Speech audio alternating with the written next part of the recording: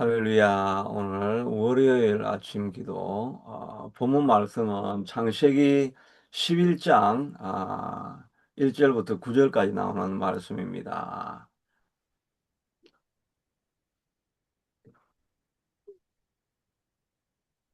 지난 10장에서는 노아의 족보들에 대해서 계속해서 이렇게 나왔죠. 셈, 함, 야벳 족보들이 나왔습니다. 그 중에, 이제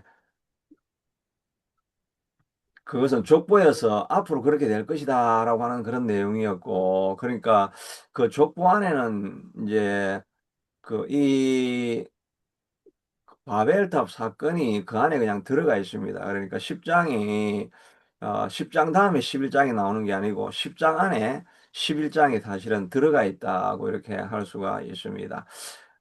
이때가 언제쯤이었냐 하니까 노아 홍수 있고 난 이후에 한 100년에서 한 300년 사이에 일어난 사건입니다. 왜냐하면 10장 25절에 보니까 에벨은 셈의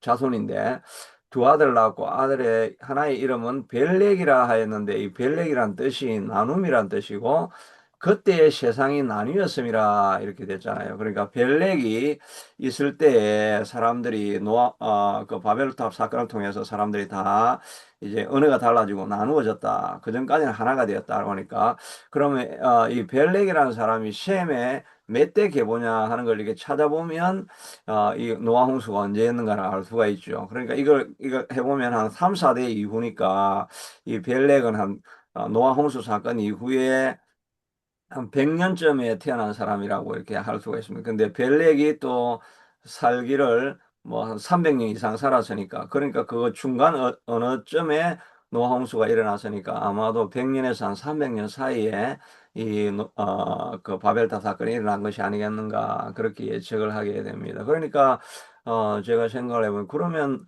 우리가 보통 생각할 때 막 온 세계 인류가 다 모아가지고 바벨탑을 쌓으니까 막 수많은 뭐 마치 그 피라미드 쌓는 것처럼 그렇게 많은 사람들이 모여가지고 이렇게 한 게 아니겠는가 이런 생각을 우리가 보통 하는데 이 100년에서 300년 사이에 그때 맨 처음에 8명, 8가족밖에 없었습니다. 8명이 100년에서 300년 사이에 번성하면 그러면 뭐 몇 명쯤 되겠는가 이런 생각할 수 있잖아요. 그래서 이렇게 역산을 이렇게 해보면, 그 당시에 뭐 애를 10명, 15명, 20명, 뭐, 이렇게까지 낳고, 이래가지고 하면, 한 2, 300년 정도 지나고 나면, 뭐, 1000명에서 한 10,000명 정도까지 될 것이다. 이렇게 예상을 하게 됩니다.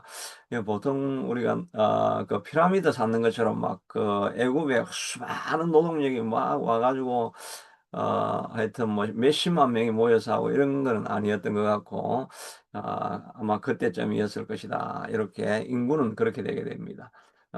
그래서 이 사람들이 이제 아라라산에서 그 그 노아 방주가 이렇게 생겼잖아요. 아라라산은 지금의 이 터키 어딘가라고 할 수가 있습니다. 여기 지중해고 하니까 터키 어디쯤에서 이렇게 노아 방주가 멈추었었고 거기서 점점 이제 유프라테스 강, 티그리스 강을 타러 내려와 가지고 시날 땅에 이르렀었다고 하죠. 이 시날 땅이 바로 지금의 이라크, 이란 땅 사이에 요쯤에 아마 머물렀었다 그것이라 생각을 합니다. 왜냐하면 여기 티그리스 강, 유프라테스 강이 있으니까 땅이 비옥하니까 사람들이 아마 여기에 머물러서 이제 문명이 이제 발전하게 되죠. 문명이 발전하니까 사람들이 하나님 앞에 대적하고 높아지려고 하게 됩니다. 이 벽돌을 만들고 돌 대신에 벽돌을 만들고 그다음에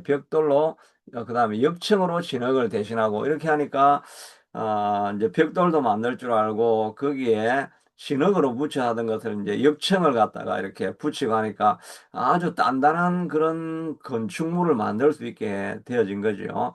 문명이 점점 개발하게 되어지니까 사람들이 야, 우리도 똑똑하네. 뭐 하나님만 전능한 것이 아니라 우리도 뭔가 생각을 하고 계획을 하고 과학을 발전하고 문명을 개발하면 우리도 높아질 수가 있다. 이런 그 인문주의적인 생각을 하기 시작한 것입니다. 이 르네상스가 일어났을 때 그때 우리가 동시에 일어난 게 르네상스도 일어났고 종교개혁도 일어났죠. 종교적으로도 새로운 시작이 있었지만은 이 르네상스 문명이 일어나게 됩니다. 그 르네상스가 일어난 것은 종교개혁하고 관련이 되어 있는데 르네상스가 인문주의 운동을 일어났다 이렇게 말하죠. 인문주의 그러니까 인본주의라고도 할 수가 있습니다. 인본주의 사람이 중심이 된다는 이게 왜 이 말이 나타나느냐 하니까 그 당시 중세는 신본주의죠. 교회가 그 제일 센터에 있으니까 모든 게 그 교황이 하는 말이 그 법이 되어지고 교황이 옳다 그러면 옳은 거야 되는 것입니다. 그러니까 갈릴레오는 자기가 연구를 딱 해보니까 이게 태양이 도는 게 아니고 지구가 도는 게 확실한데 근데 교회에서는 자꾸 이 어떻게 예수님이 탄생하셨고 이 교회가 있는 지구가 돌 수가 있느냐 지구가 중심이 돼야지 어떻게 태양이 중심이 될 수가 있냐 그 말도 안 된다 이래가지고 근데 갈릴레오는 계속 과학적으로 연구를 해보니까 분명히 지구가 돌고 있는데 근데 교황이 아니라고 하면 아니야지 성경이 아니라고 하면 아니야지 뭐 과학을 만들어 가지고 너가 옳다고 할 수 있느냐 너 말을 안 고치면 너를 죽일 수도 있다. 이렇게 하니까 갈릴레오가, 아이고, 교황님 말씀이 맞습니다. 그러면서 밖으로 나가면서 하는 말이, 그래도 지구는 돌고 있는데, 이렇게 한 거잖아요. 그러니까 사람들이 이제, 종교를 믿는 게 아니라, 과학을 믿는 것입니다. 그래서 인본주의, 이제, 그전까지는 신본주의에서 인본주의로 가는데, 뭐, 과학이 발전하고, 이런 거는 하나님이 그런, 우리에게 그런 능력을 주셨으니까, 문명이 점점 개발하게 하는 것은 하나님이 우리에게 하신 것입니다. 그러나 인간이 중심이 되어서 내가 센터다라고 하기 시작하면 그 결말이 뭐냐니까 바벨입니다. 바벨. 바벨의 뜻이 뭐냐니까 혼란이라는 말입니다. 흩어버리자 이렇게 하고 7절에 8절에 보니까 언어를 혼잡하게 하여 그 다음에 그 이름을 바벨이라 하였으니 여호와께서 그 땅의 언어를 혼잡하게 하였다. 이 혼란하게 만드는 것, 케이아스가 되어지는 것. 우리가 중심이 되면 이 모든 삶에 이 케이아스가 일어나게 됩니다. 혼돈이 일어나게 됩니다. 그래서 옛날에 이 그 사형리에 보면 그림에 이런 그림은 아닌데 여기 동그랗게 원을 그려놓고 내가 의자에 앉아 있는 중심이 되어지면 막 모든 게 혼란하고 그 다음에 예수님이 센터에 의자에 앉았으면 모든 게 딱 한 가지로 집중하는 그런 모습을 보여주죠. 근데 이게 AI한테 그려달라고 하니까 AI는 이렇게 그렸습니다. 이게 좀, 이게 조금 더 하여튼 원색적이게 이렇게 그려놨는데, 이 예수님이 주인이 되시면 우리는 그걸 따라가게 되니까 혼란이 없습니다. 근데 내가 주인이 되니까 고민이 많죠. 내가 이 미래를 앞으로 어떻게 일어나게 될 것인가, 앞으로 이 내 비즈니스를 어떻게 운영을 해야 될 것인가, 앞으로 내 미래가 어떻게 될 것인가, 내 자녀가 어떻게 될 것인가, 뭐 이렇게 하면서 내가 늘 고민을 해야 됩니다. 내가 해결을 다 해야 되니까. 근데 이 인본주의라는 게 내가 주인이라는 거잖아. 내가 내 인생의 주인이니까 내 마음대로 내가 건설을 한다. 이렇게 하니까 어떻게 처음 생각에는 자유다. 우리가 종교에 벗어나고 그냥 인간이 중심이 돼야 된다. 이렇게 하면 막 처음에는 해방이다, 자유다 하지만은 그 자유에 대한 책임이 따르잖아요. 책임으로 자기 인생을 자기가 책임질 수 있냐면은 미래를 모르니까 늘 마음이 불안하고 어떻게 해야 될지를 모르게 됩니다. 그래서 고민하면서 이 마음에 어두움이 가득합니다. 처음에는 탕자가 아버지 집을 떠나고 되니까 내 자유다. 돈도 있고 모든 것이 다 있으니까 내 마음대로 하니까 이제는 정말 해방이다. 내가 성숙한 인간이 되어가지고 내가 이제 성인이 되었다. 그러니까 내 인생은 내 마음대로 한다. 우리가 성인이 되고 우리가 어릴 때 학교 다닐 때는 나도 좀 어른이 돼가 내 마음대로 좀 내 시간을 관리하면 얼마나 좋을까.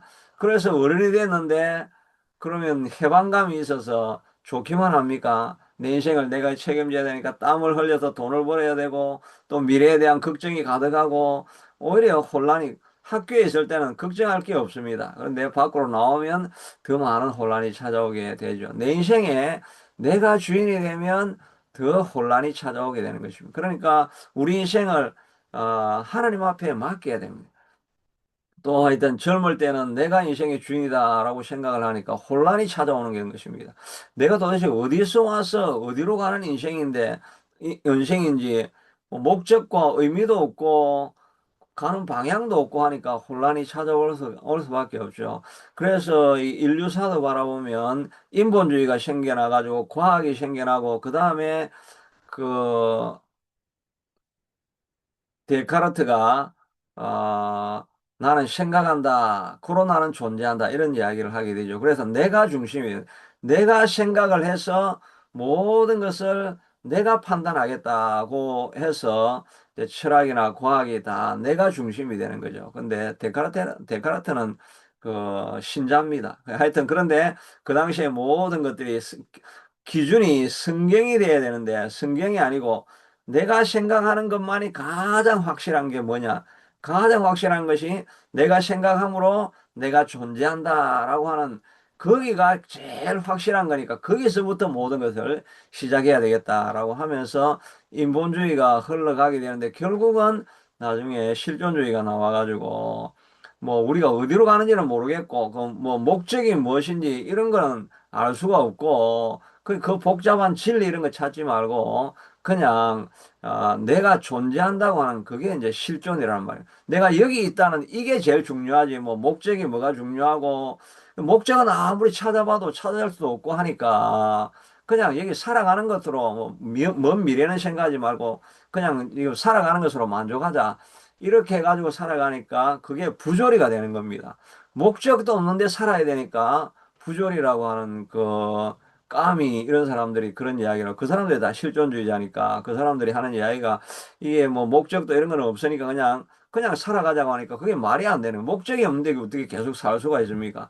그렇게 하니까 허무주의로 흘러가게 되어지고 그래서 지금 우리 뭐전 세계 사상이 그냥 자기 좋은 대로 생각하면 된다. 그게 이제 그 대학교 들어가면 애들이 그걸 다 배우는 것입니다. 이게 그 사상사를 살펴보면 그런 흐름이 있게 되는데 결국은 바벨탑을 쌓으면 이 혼란이 찾아오게 되는 것입니다. 그러니까 우리가 해야 될 일은 예수님이 내 인생의 주인입니다. 예수님이 내 인생을 인도해 주십시오라고 하나님 앞에 맡기게 될 때 그때 진정한 우리 개인의 평강도 찾아오고 인류의 평화도 그렇게 해서 찾아오게 아, 되는 것입니다. 그래서 우리 교회사 이렇게 공부하면 교회 또 사상사 공부하면 이제 이 이야기를 하는 겁니다. 이렇게 사람이 만들어내는 사상하고 그다음에 하나님을 중심으로 하는 사상이 이렇게 달라질 수 있다는 것인데 여하튼 이들이 하여튼 자기가 센터가 되려고 하면서 망하게 되는 것을 어려움 가운데 빠지게 되는 것을 보게 됩니다. 또 이들이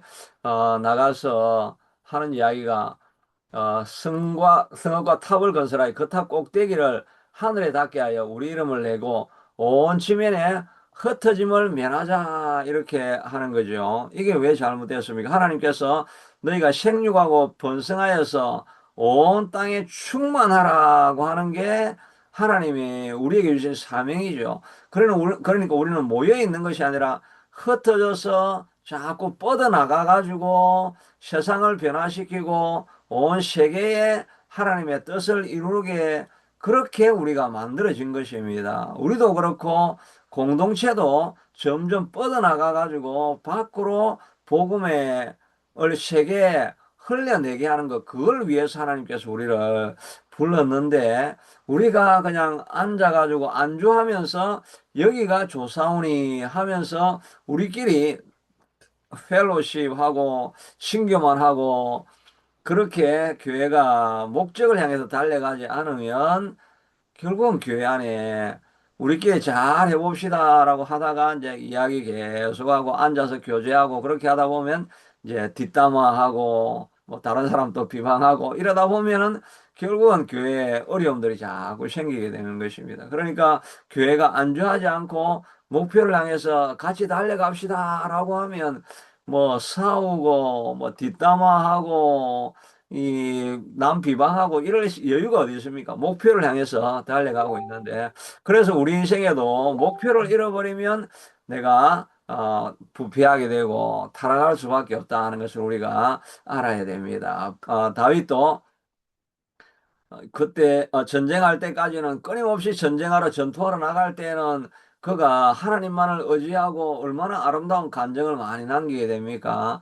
그러나 이제 뭐 이제 어느 정도 정복하게 되어지고 안주하자 하고 난 늦게 일어나가지고 밤새워 인터넷 보고 유튜브 보다가 그냥 그 다음날 일어났는데 오후에 일어났더라. 그러니까 얼마나 이제 그 목표도 없이 그냥 밤에 시간 관리도 안 하고 늦게 잤다가 늦게 일어나니까 일어나가지고 궁을 거닐다가 바세바 사건을 만나게 되고 우리아를 죽이게 되고 결국은 그 인생이 마지막에 어려운 길로 떨어지게 되는 거죠. 우리가 꿈을 잃었을 때, 비전을 잃었을 때, 내가 뭔가 하고 싶은 열정이 안 생길 때, 그때가 그냥 그대로 있는 게 아니라 내가 점점 부패하고 있구나. 점점 내가 망하고 있구나 하는 것을 우리가 깨달아야 됩니다. 그래서 텃밭도 마찬가지죠. 텃밭을 안 가꾸고 씨를 안 뿌리고 가만히 놔두면 그냥 가만히 있습니까? 그 가만히 있는 게 아니고 온갖 잡초가 일어나가지고 이게 막 그 귀신 나올 것처럼 막 엉망진창이 되잖아요. 가만히 있으면 가만히 있는 게 아니라 가만히 있으면 진짜 지옥 갑니다. 가만히 있으면 혼란이 찾아오고 이게 원래 혼란이 케이오스가 찾아오게 되어 있는 것입니다. 그러니까 내가 플랜을 짜고 하루를 계획하고 설계하고 뭔가 목표를 향해서 나아가고 있지 않으면 그냥 안 나가는 게 아니라 혼란 속으로 점점 빠져들게 되어 있는 것입니다. 그러니까 우리가 끊임없이 관리를 하고 그래서 원래 엔트로피 법칙이라는 게 그거죠. 하나님이 계신 걸 어떻게 알 수 있느냐? 왜냐하면 온 만물은 가만히 두면 부패하고 썩고 혼란이 찾아오고 이 엉망이 되어야 그게 가만히 있으면 엉망이 된다는 말이 그게 엔트로피 법칙입니다. 그런데 우주는 시간이 자꾸 지나는데도 정돈이 되어지고 관리가 되어지고 부패하는 게 아니라 뭔가 목표를 향해서 달려가고 있지 않느냐. 그러니까 그 뒤에 섭리하고 있는 어떤 존재가 있어서 관리를 하니까 그게 되는 게 아니냐. 그래서 이 신존재 증명할 때 뭐 엔트로피 법칙 이런 거 이야기를 많이 합니다. 우리도 아무것도 안 하고 가만히 있으면 우리도 망하고 부패하기로 되어 있는 것입니다. 그러니까 정신을 차리고 뭔가 꿈을 향해서 비전을 향해서 달려가야만 되는 것입니다. 이스라엘 백성들도 가나안 땅에 들어가 있다가 그냥 거기서 다 쫓아내라고 하는데 안주하고 있다 보니까 뭐 이 쫓아내는 게 너무 힘드니까 그냥 적당하게 타협하고 지냅시다 이렇게 해가지고 에브라임 지파, 므낫세 지파, 단 지파가 다 안 쫓아냅니다. 다 안 쫓아내고 있다 보니까 나중에 자기들이 당하게 되죠. 이 사사기 1장인데 34절에 보니까 아모리 족속이 단 자손을 산지로 몰아내고 골짜기에서 내려오기를 용납하지 아니하였으니 거꾸로 됐지 않습니까? 단 자손이 아모리 족속을 몰아내야 되는데 힘들고 하니까 그냥 안 몰아내고 가만히 있다 보니까 아모리 족속이 점점 더 강해져 가지고 단 자손을 산골짜기로 몰아내고 산지에 들어가서 못 내려오게 하고 자기가 평야를 차지하게 되는 것입니다. 우리가 우리 삶을 관리하지 않으면 내가 주인이 되고 내가 이 내 삶을 컨트롤해야 되는데 자꾸 환경들이 들어오고 다른 환경들이 들어와가지고 나를 지배해가지고 내가 늘 쫓기고 내가 구석에 들어가 있는 그런 삶을 살 수밖에 없는 것입니다. 그러니까 우리가 해야 될 일은 하나님 앞에 나아가서 하나님 앞에 주시는 은혜를 따라서 사명을 가지고 목적을 가지고 내가 선한 싸움을 싸우고 달려갈 길을 마치고 나의 믿음을 지키며 죽을 때까지 목표를 향해서 달려나가야 되고 교회도 머물러서 교제하는데 안주하는 것이 아니라 뭔가 우리 새찬빛 교회도 목표를 가지고 꿈을 가지고 달려나가야 되는 것입니다. 그래서 오늘 이번에 그 창립 예배가 아니고 창립 기념 예배를 이렇게 드리면서 이 사람 저 사람 이제 오라고 저도 이제 부르게 되고 또 이야기를 하다가 이제 셰인 캐슨에서도 온다고 우리가 이야기를 다 제가 했습니다. 어제 이제 온다 해놓고 안 오면 이제 진짜 제가 난리가 납니다. 밥도 도시락도 우리가 다 준비를 했는데 사람이 안 왔다 그러면 이제 이게 변상을 하셔야 됩니다. 오기로 하여튼 사람을 불러 모으고 이렇게 해서 뭔가 일을 하면서 앞으로 전진을 하고 나아가야 되는데 전진하지 않으면 우리가 망하게 된다 하는 것입니다. 마지막으로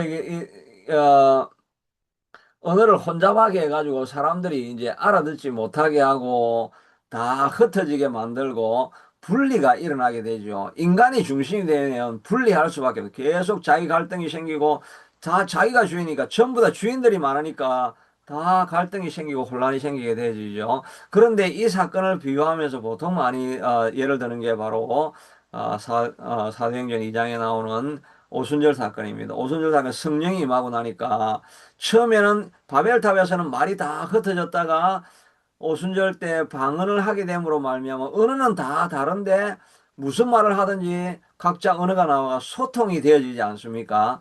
소통이 성령이 임하면 소통이 임하게 되어지고 성령이 없고 자기가 중심이 되면 혼란만 가중이 되어집니다. 관계 속에서 가정 속에서 대화가 안 일어나고 갈등이 일어나고 혼잡함이 자꾸 관계 속에서 일어난다. 그럴 때는 우리가 알아야 될 것은 이 문제를 해결하는 것은 대화를 통해서 해결을 하면 해결이 안 됩니다. 우리가 모든 걸 뭐 대화를 하면 뭔가 해결이 될 것 같은데 내가 주인이 된 사람이 대화를 하면 자꾸 대화를 할수록 너하고 나하고는 다르구나. 이것만 그렇게 결론이 날 수밖에 없습니다. 그런데 성령이 임하시면 우리가 소통이 일어나게 되어지고 하나가 되어지게 된다는 것입니다. 우리 가정이나 어떤 관계 속에서나 소통이 안 된다. 그러면은 우리 가운데 대화를 자꾸 하면 문제가 해결될 것이다. 그렇게 사람들 많이 이야기를 하죠. 그런데 안 그렇습니다. 대화를 자꾸 하고 뭐 정치가 그 민주당, 국힘당 대화를 자꾸 하고 막 국회에 모여가지고 막 대화를 하면 점점 더 골이 깊어집니다. 너하고 내하고나 다르구나. 그럴 수밖에 없고 나라도 성령으로 교회로 나와서 예배하면서 성령이 임할 때 대화를 해야 그때 우리가 하나가 되어지는 것을 우리가 알고 우리 갈등이 일어나는 모든 곳에서 주의 성령이 임하여 주시옵소서라고 기도하는 우리가 되어야 할 것입니다. 그래 오늘도 성령이 임하는 하루가 될 수 있게 하여 주시고 안주하지 아니하고 뭔가 오늘 하루도 주의 주시는 열정을 회복해서 달려가는 우리가 되게 하시고 셋째한국교회도 되기를 위해서 또 말씀 듣는 여러분 모든 분들 가운데 그런 역사가 일어날 수 있게 되기를 축복합니다. 하나님 감사합니다. 우리가 주인이 되면 자유로울 것 같은데 책임을 져야 되니까 혼란이 일어나고 혼돈이 일어납니다. 예수님이 우리 인생의 주인인 것을 고백하는 삶이 될 수 있도록 도와주시기를 원하고 안주하지 아니하고 목표를 향해서 꿈을 향해서 달려가게 하시고 열정을 잃어버렸을 때 내가 망하는 길로 부패하는 길로 갈 것인 줄로 알고 정신을 차리고 나아가는 우리가 다 되게 하여 주셔서 열매 맺는 우리가 되게 하여 주옵소서. 예수님 이름으로 기도드리옵나이다. 아멘.